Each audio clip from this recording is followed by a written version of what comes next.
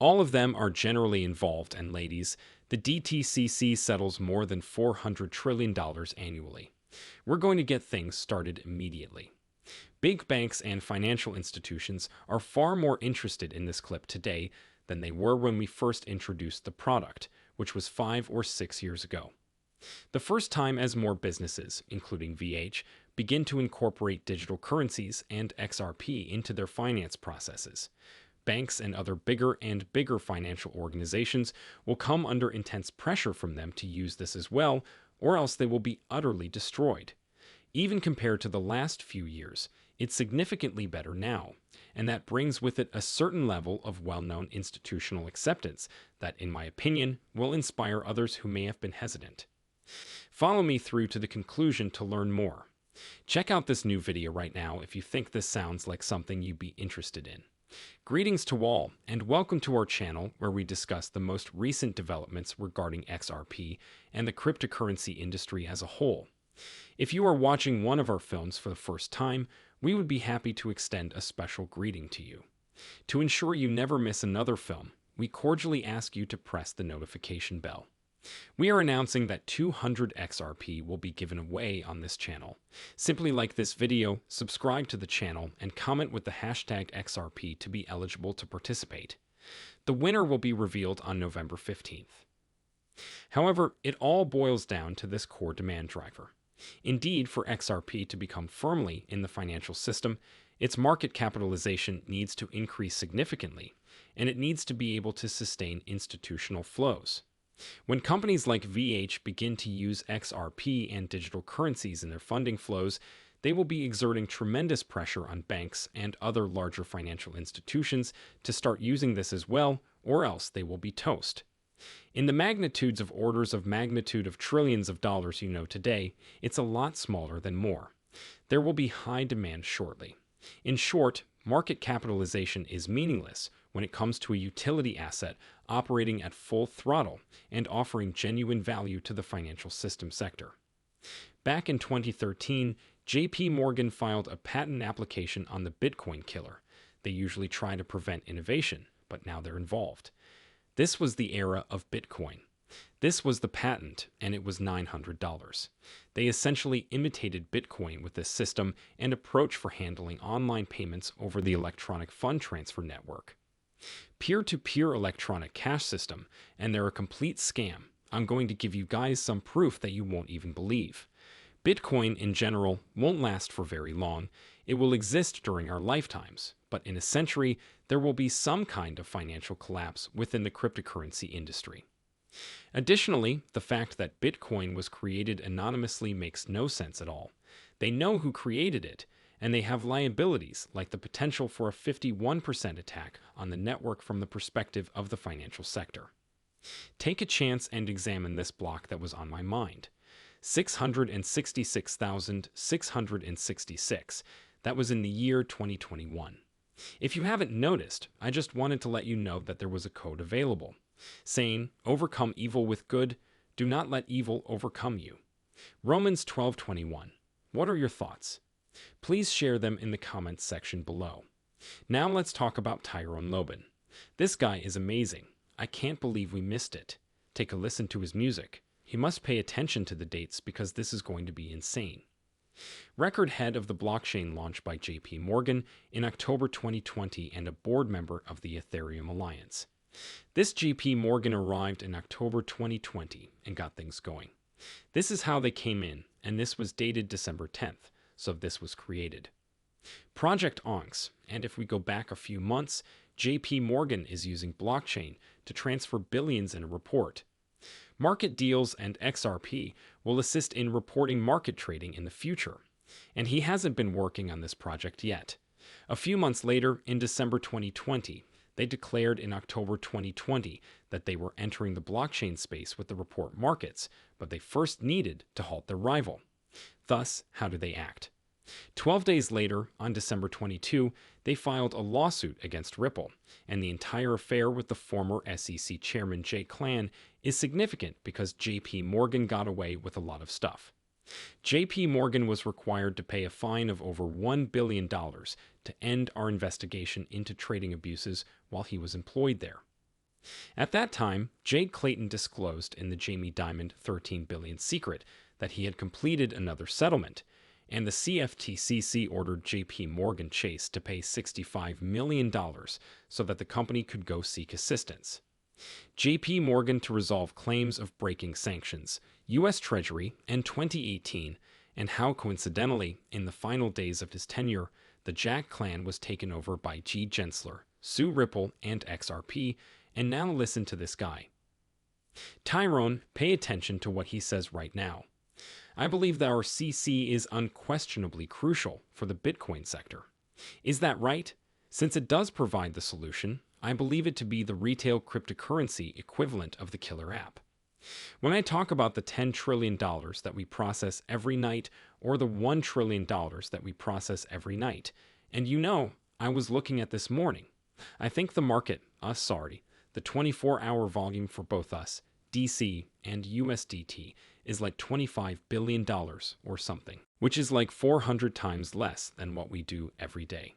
If you think about having to fully reserve $1 trillion to be able to make those payments, you can see where I believe the problem of moving money and moving money quickly and cheaply will reach a cap.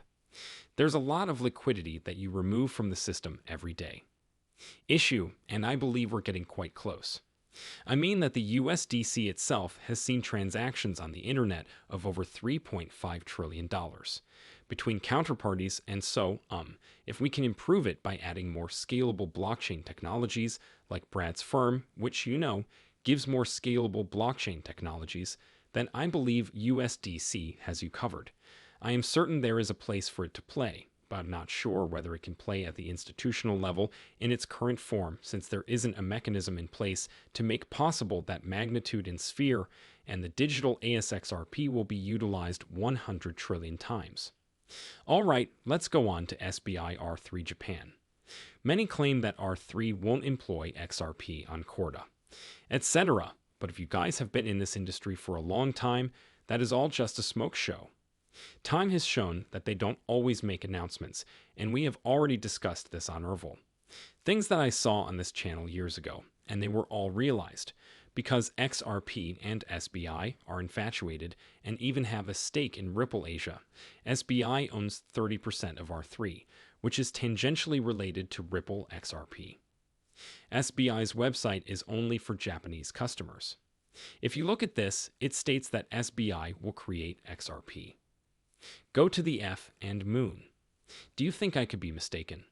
They have their website, and if we continue on the article that was published on September 6th, they said, International Money Transfer Service using Ripple's money transfer solution using XRP. You got to point that out. You got to point that out. If I'm wrong, please correct me in the comments section below. To those who are blind, and SBI R3 is available, Japan demonstrates how Corda benefits companies. Switch to green. I doubt that any of you comprehend.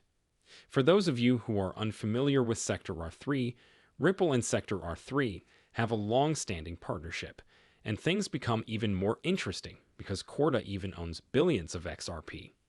Since there are billionaires here, Warren Buffett doubled down on Japan's growing holdings in 5 trading firms, including investing in the SBI consortium, since he is aware of, simply put, whoever takes advantage of this new blockchain system revolution will see an increase in their shares.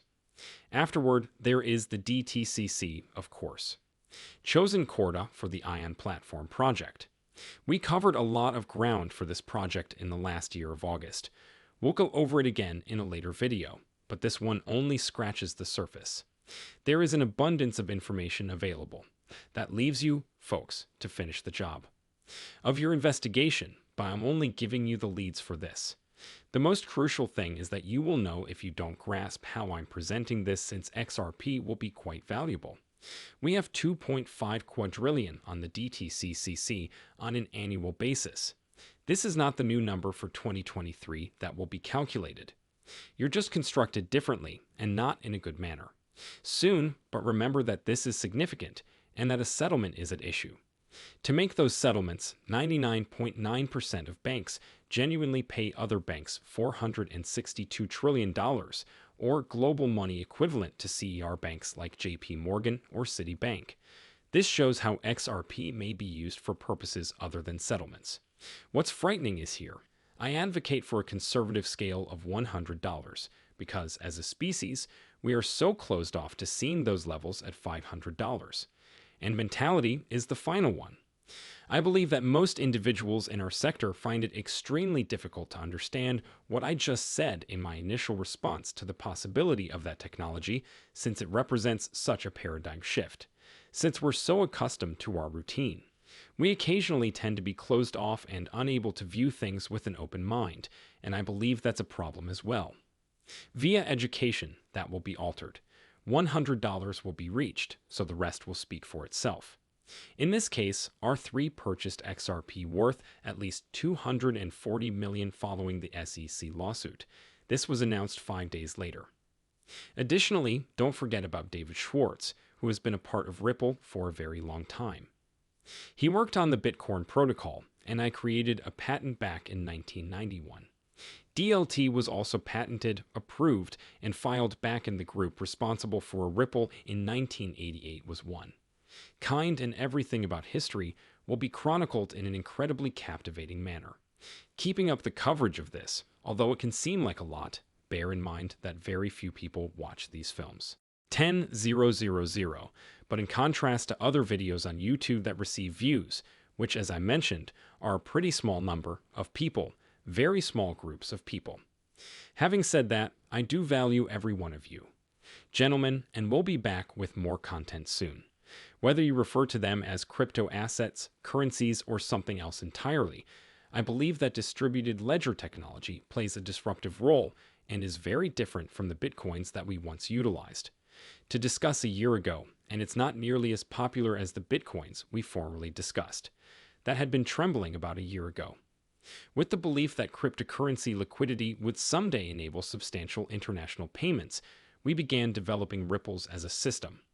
Ripple.net was created so that users might understand the advantages of our fiat-based. The switch to ODL could be made by the network.